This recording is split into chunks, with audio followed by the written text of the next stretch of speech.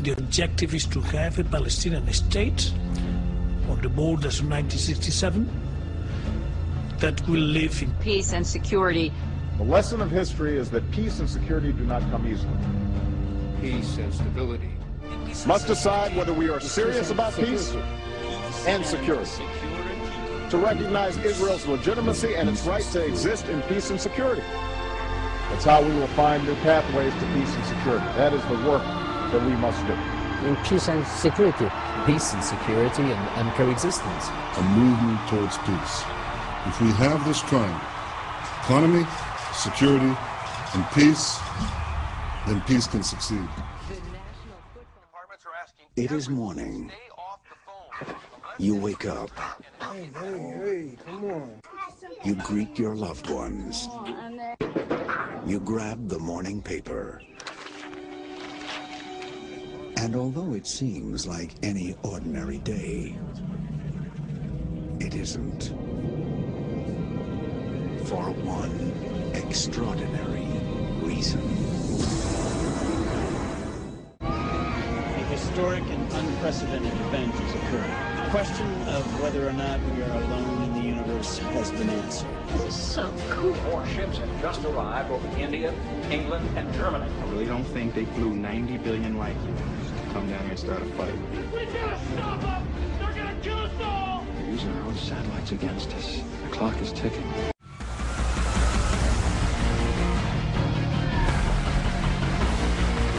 It's over. Years from now, they're gonna ask, where were you when they took over the planet? We'll be fine. I promise. It's over. I'm sorry, but it's over. I think it's time.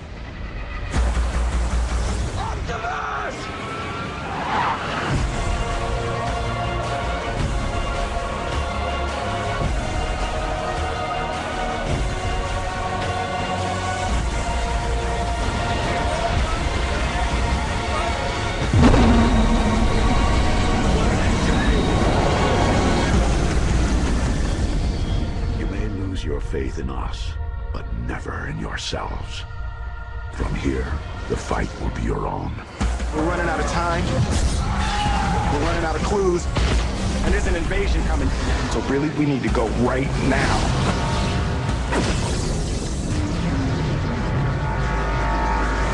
War has started. My dad said they'd come. He said, we ain't alone. He said one day we'd find them. Or they'd find us.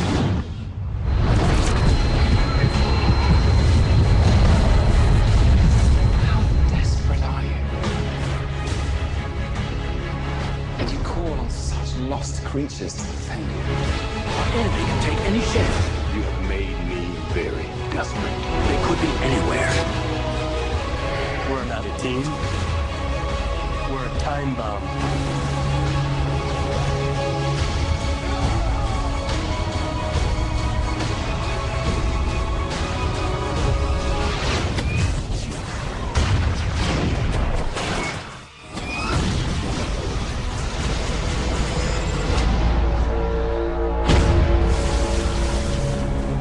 This is nothing we were ever trained for.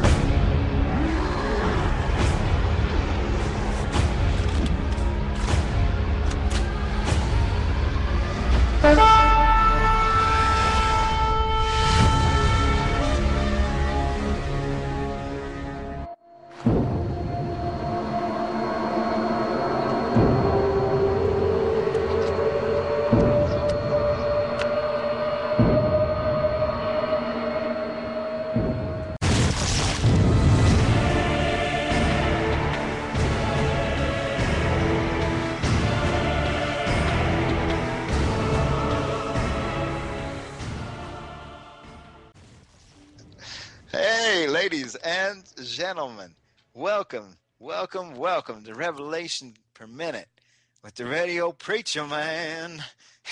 Some people just don't understand why I am the way I am. but I'm a radio preaching man. Years, Just print them freely as much as they want, then, Bill. That's part of the problem, too. Yeah. Imagine when the Federal Reserve in 2008 and 2009 decided to give J.P. Morgan billions of dollars. Now, imagine if that vote had taken place in Congress and all of a sudden your congressman is sitting there and say, okay, you want me to vote in public to give Goldman Sachs and J.P. Morgan and Wells Fargo and Bank of America, I'm going to give them $50 billion or $100 billion or whatever it is, or $700 trillion or $700 billion.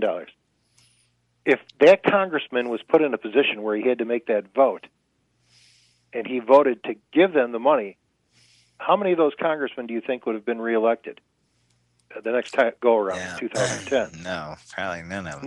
Not one of them. See, that's the transparency that I'm talking about. That's what happens when you force the constitutional duties of Congress back into Congress. And that's why the petition on my website is written like that, because we're looking for 162 million American registered voters, which is every registered voter in America, to go to that site and say, yeah, this is what I want my Congress to do. This is what I want anyone that I'm going to vote for. This is what they've got to sign on to. Okay, well, hang that thought and we're going to be right back after the break. We got a little music coming in. Okay, Folks, great. Welcome back, ladies and gentlemen, to Revelations Per Minute, to Radio Preacher May. Hey, man, this is Brian Wilson, and my guest tonight is Bill Faywell. All right, New American Revolution, the Constitutional Overthrow of the United States Government. This is a book that Bill has written over the last couple of years as he found himself to be, out of work, underemployed, something such as that, in about 2008. Imagine that. All right, Bill, we are back on the air, and you're saying we've got to solicit and somehow get these people to go to these registers and check out which men and women of Congress are signing the petition and are willing to be on board with representing the people. Amen. That's correct. Oh, Brian, what I've done is on my website, NAR, which is for New American Revolution, so it's NAR2012.com. Mm-hmm. I have on the website a page on there where it says sign our petition. And that petition is demanding that Congress take back all its constitutional duties and place them back into the public forum. So essentially, we can watch our Congress play baseball so that we can judge their performance and be able to elect the proper candidate to represent us in Congress. Now, obviously, we haven't got that now, so that the petition becomes the litmus test. And by sometime in late summer, when the ballots are set on my website, and this is something I hope to replicate for any website that would like to pick up the petition. And what I'm going to do is by state, we'll have the 50 states, and in the 50 states, we'll have how many congressional districts there are. And you'll go to your state and your congressional district, and you'll click that on your computer off of my website, and it will tell you, it will list who is going to be on the ballot that you are going to get to vote for. And write down the names as they're going to appear on the ballot, and it will tell you which candidate has signed the petition and which candidate has not. And the candidate that has signed the petition is there to represent you, and they're going to take back Congress's powers, place them back in the public forum, and thereby ensure and install liberty back into our government, the liberty that our founding fathers designed the Constitution to originally be. And the candidate that does not sign it is the one that supports big money and the people that are running America into the ground. So do you think it's a very clear distinction and creates that transparency. And I'm happy to leave it up to the American people as a collective to make the right decision. But I think I know what they'll do. What's that? And well, we'll reelect and we'll have a new Congress, 468 new congressmen and senators in Washington on November 7th. And we can all go out and celebrate because we'll control 75% of the Congress. We can impeach the president. We can impeach the Supreme Court. We can pass a balanced budget amendment. We can pass term limit legislation. We can call back the Federal Reserve. You know, everyone always says we've got to get money out of politics, Bill. That's one of the biggest arguments I hear. Bill, first, before we do mess with Congress and all this stuff, we got to get money out of Congress and from buying. And I point out to them, and they always come around. I explain to them, you know what happens when we take back Congress and Congress takes back its powers? I said the first thing they have to do, they have to take back the Federal Reserve. Mm-hmm. When that happens, they're not going to support the insolvent too-big-to-fail banks anymore. So they're going to go bankrupt, which is the second step in my contract with Americans. What happens then is that all the money that goes to buy all the politicians in Washington dries up. Mm-hmm. The other thing that happens is that when Congress is doing its job, it's not doing the state's job in meddling in everything it's not supposed to be doing. So all of a sudden, the 10th Amendment gets enforced because now Congress has no option other than to hand these things because they haven't got the time to do it. So the 10th Amendment is enacted by forcing Congress to take back its constitutional duties. The Federal Reserve is ended by forcing Congress to take back its constitutional duties. The too-big-to-fail banks are forced into bankruptcy and broken up because Congress takes back its constitutional duties. Yes. And all of a sudden, everything just starts leveling out. You know, the difference between tyranny and liberty is whether the constitutional duties of Congress are performed by Congress in the public forum. That's the foundation of liberty. It's the foundation of our Constitution. It's a mechanism. It's as simple as that. It's a simple mechanism. Congress why doesn't anybody know this, Bill? I mean, why do we have to be middle-aged and hearing this on a radio program? I mean, I guess these are the kind of things that they don't teach in school, probably for a purpose. No, they don't. You're right. Well, you know, Brian, it took me a while. I was probably writing a year to a year and a half, just putting together the parts. Mm-hmm.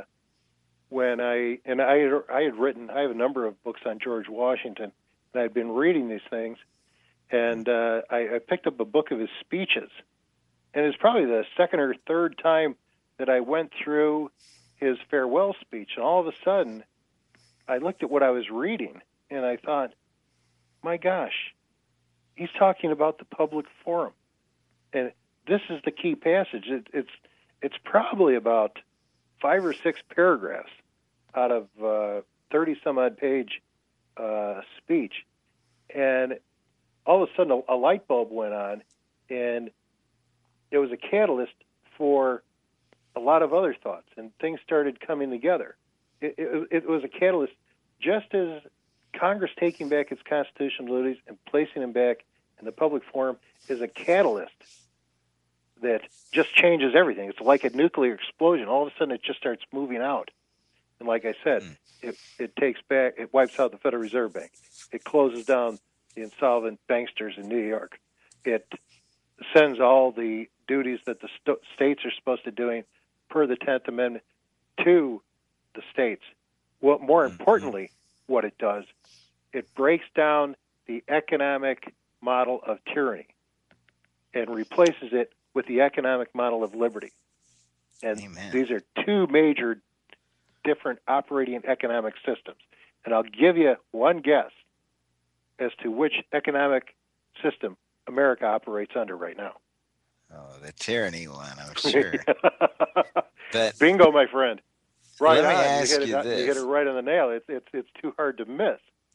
And why that happens, Brian, is because what happens is that capital is being placed into different projects, not based on merit of a project or the better idea of a better mind. Money is invested and capital is directed to projects that have a political connection that really have nothing to do with its economic merit.